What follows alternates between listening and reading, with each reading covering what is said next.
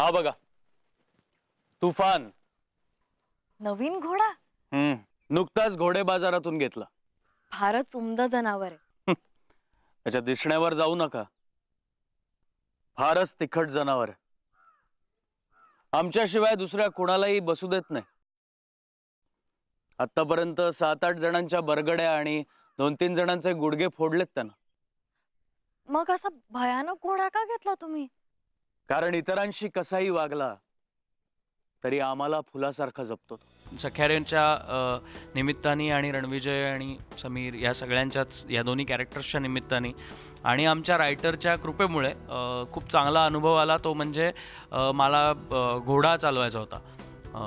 जो एरवी आपण कुठल्याही बागेत जाऊन घोड्यावरती बसतो किंवा लहानपणापासून आपण घोड्यावरती राईड्स घेतो, पण ते वेगळं असतं आणि तुम्हाला स्वतःला एक घोडा जेव्हा हातात दिला जातो आणि तो पळवायचा असतो तेव्हाचा अनुभव येतो, तो एक खूपच थ्रिलिंग अनुभव असतो.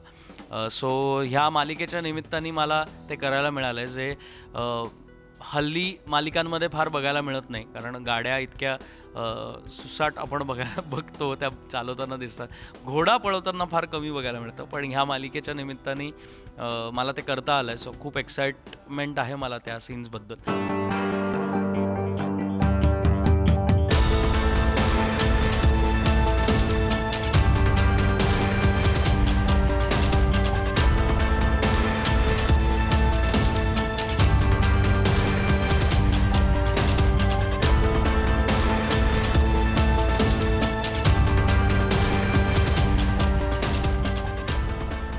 आणि त्या घोड्यासोबत एक छान बॉन्डिंग तयार झालं.